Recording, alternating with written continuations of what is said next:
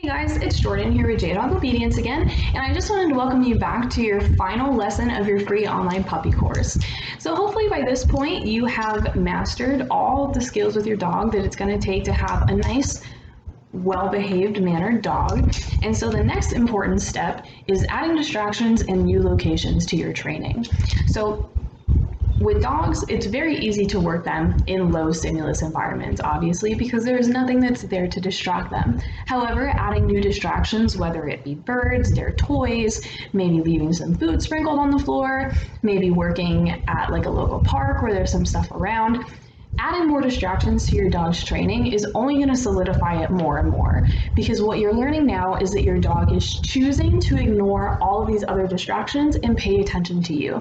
That's how you know that you're starting to build a really strong training bond with your dog. So what we want to do is we also want to start working them in different locations.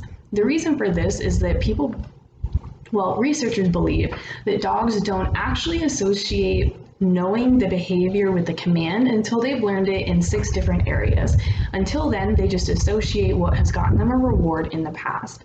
This is why you see so many people who their dog works really nicely at home, but not when they try to take him to their son's baseball game. Or maybe they did really well in the training room, but they can't get him to do anything at home. It all depends on the dog and how much you work with them in various locations. Now, this doesn't mean that you have to go and have full-fledged training events everywhere that you could possibly take the dog. But what it does mean is maybe while you're out on a walk, stop and ask them for a couple commands.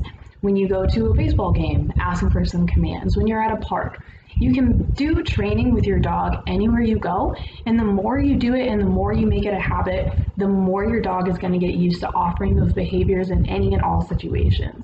One other thing that's important to remember while you're doing this though, is that if you just throw your dog into a really high threshold area and they fail, you might as well not have been doing it at all, okay?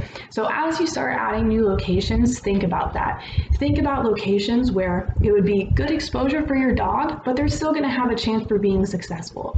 What I mean by this is, if you've only ever worked with your dog in your house or your backyard or maybe your garage, your next step should not be going outside of a dog park and trying to ask your dog for these commands, right? That is extremely high threshold. There's thousands of scents, a bunch of other dogs. There's so much going on. The odds of your dog being successful and you being able to reward them is very, very low. So we want to start small. So maybe if you've only been working in your backyard, you move to your front yard. From your front yard to your sidewalk to other places along your walk, from your walk to maybe a local park, and then from a local park maybe outside of a dog park. There's also places like Lowe's and Home Depot where they're very dog friendly, but you can still seclude yourself in like a private aisle or something like that, do some stuff with your dog. The key here is that we want to get them working in any and all locations so that you know when you take your dog to different places, it's not going to be a gamble as to whether or not they're going to behave, okay?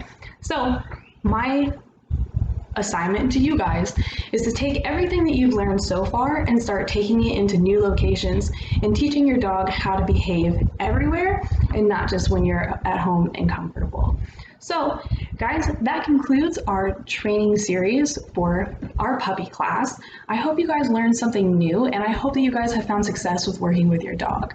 As always, if you have any questions, please feel free to either drop them below, shoot me a DM, or send me an email at jdogobedience@gmail.com.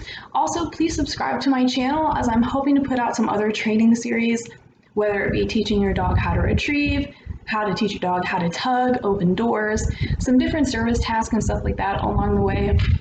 I'll also teach you guys how to make these moves more solid if you're looking to do therapy work.